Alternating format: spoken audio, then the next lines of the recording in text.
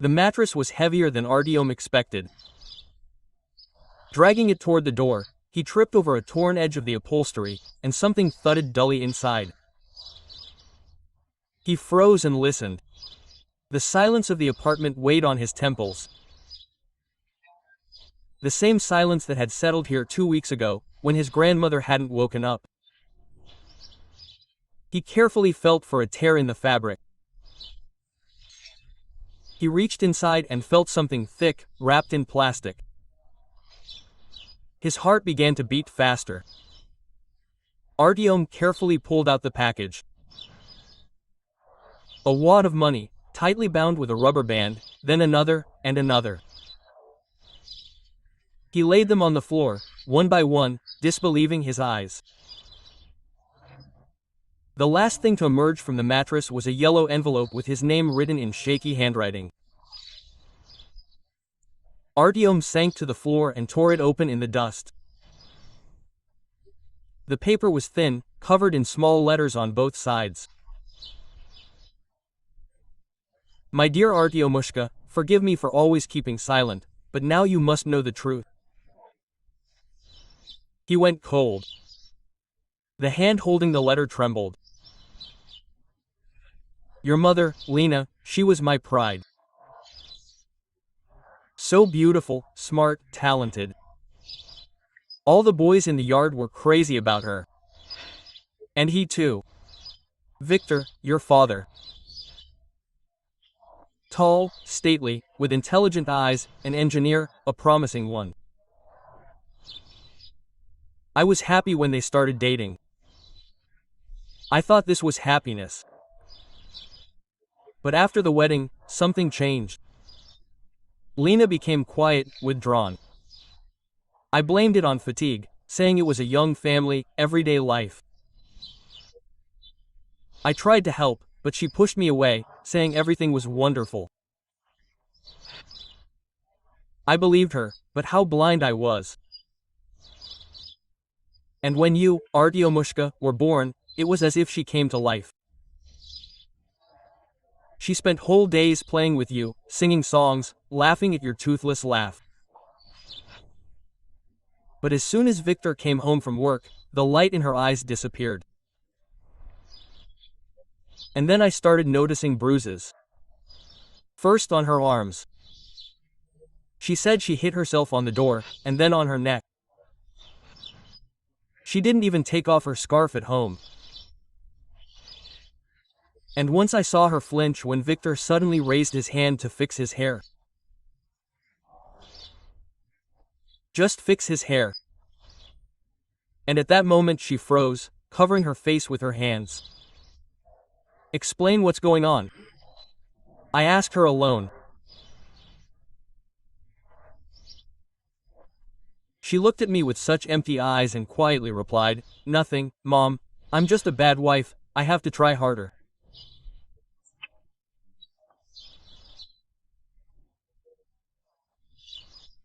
I tried to talk to Victor, but he smiled, spread his hands, said that Lena was too sensitive and took everything to heart, that he loved her and would never hurt her.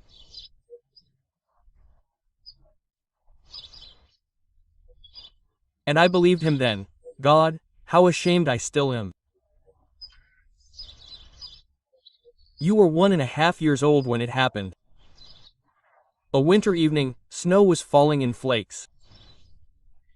Victor came home drunk. I was visiting you at the time, rocking you. You couldn't fall asleep, he was capricious. And he started yelling that the child should sleep on schedule, that Lena is a lousy mother. She tried to calm him down, but he grabbed her by the hair and dragged her into the bedroom. I rushed after him, and you were screaming in my arms. What I saw in that room, Artyom, I still have nightmares about.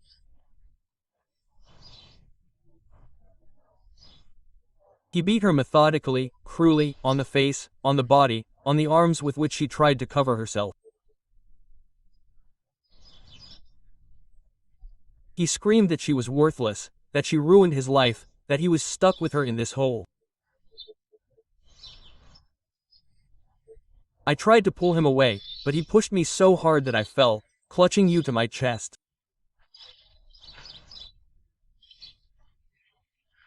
You cried, choking on your tears, and he went on, until Lena stopped moving.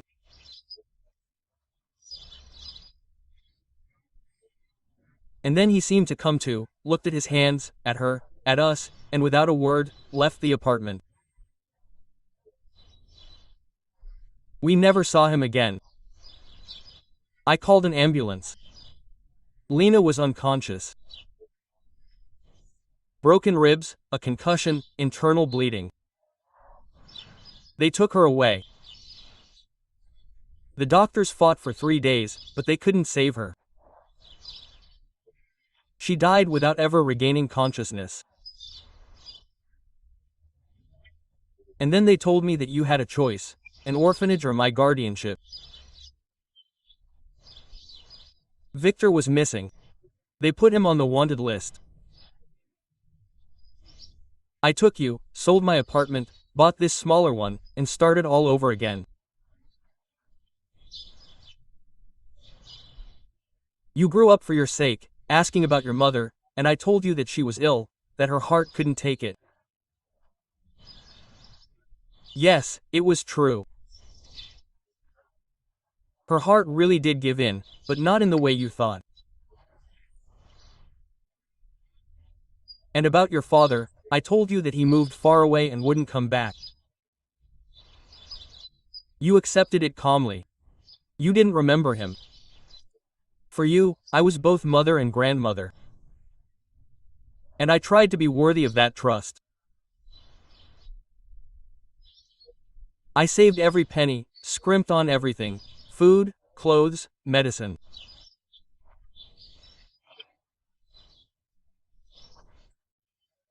Not for myself, but for you, so that you could study, so that you would have a future your mother didn't have, so that you would never raise a hand against a woman, so that you wouldn't become like your father.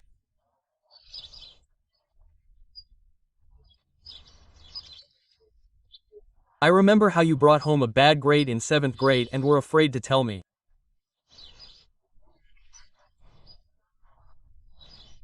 You sat in the kitchen, so pale, your hands shaking, and when you confessed, I saw such fear in your eyes, but not fear of punishment, it was fear of disappointing me.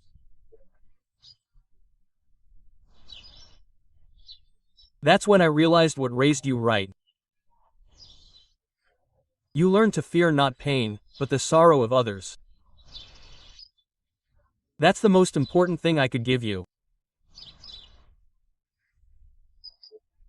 And then, when you were 15, you fell in love with a classmate, hanging out in the yard until dark, walking her home, carrying her school bag.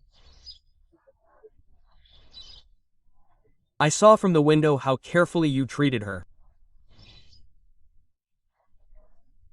You never pulled her braid, never insulted her, never made fun of her like other boys, always gave way and held the door. My heart sang with joy then.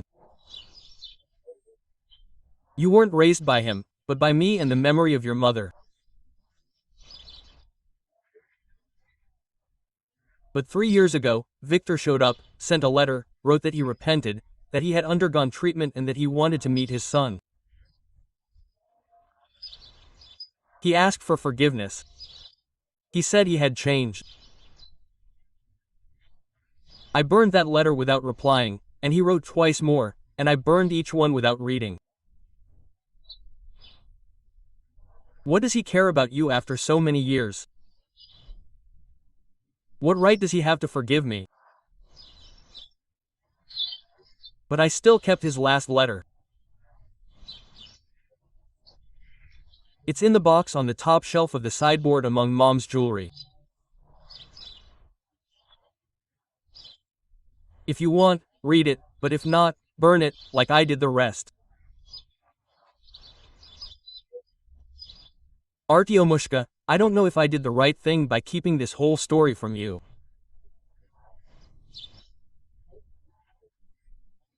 Maybe you had the right to know earlier, but I was afraid that this truth would destroy you, like it destroyed your mother.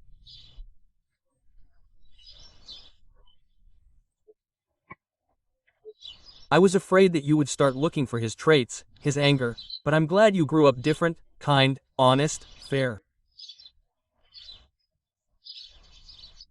You helped me when I was sick, without complaining. When money was tight, you became an engineer, just like your mother wanted. She dreamed of you building something important, something that would be left behind after us. This money is all I've managed to save over the years. It should be enough for a down payment on an apartment or for a wedding, when you meet the right girl. I just ask you, choose with your heart, but check with your mind. Look at how a person behaves in anger, fatigue, stress. A person's true colors are revealed not during celebrations, but in the gray everyday life. And one more thing, the most important thing. I loved you every second of every day. You were the meaning of my life, my joy, and my redemption. Forgive me for not being able to save your mother.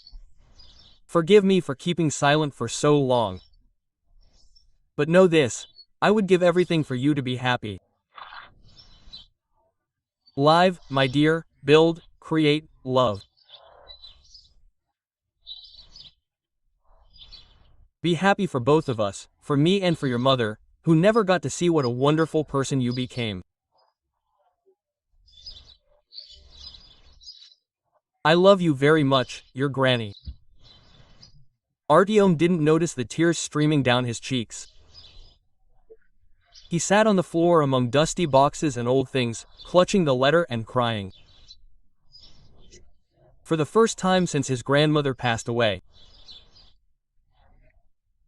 Then he stood up, went to the sideboard, found the box, pulled out an envelope with someone else's handwriting, stared at it for a long time, turning it over in his hands, examining the seal, the date it was sent.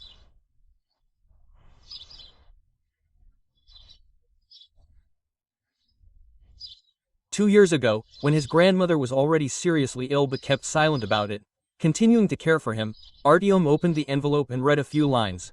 Apologies, justifications, attempts to explain the inexplicable, words about alcohol, stress, youth, and how he didn't mean it, how he couldn't control himself, how everything was different now.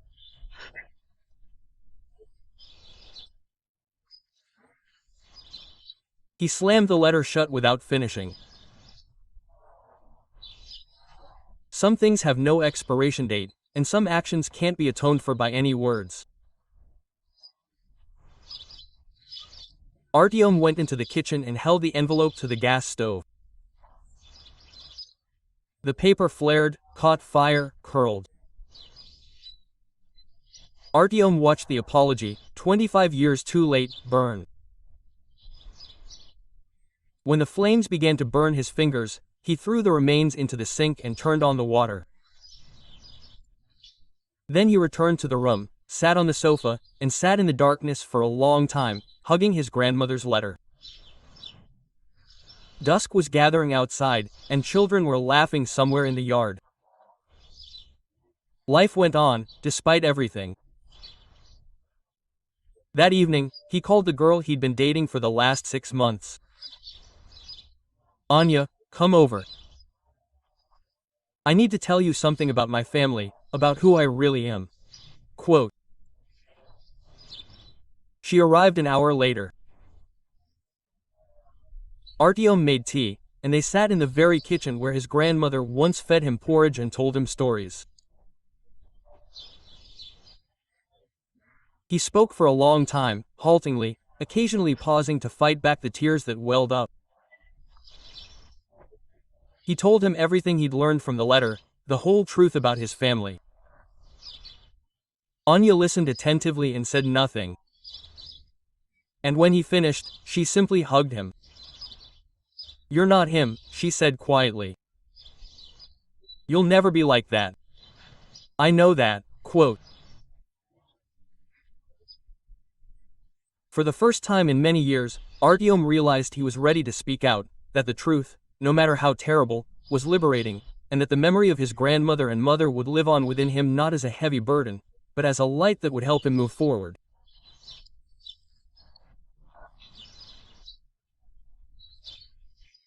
The next day, he took the money to the bank, putting some aside for an apartment and some for a charity for women who had suffered violence. And now he simply sat next to the person who had accepted him with all his pain and past. And this was the beginning of something new, something right.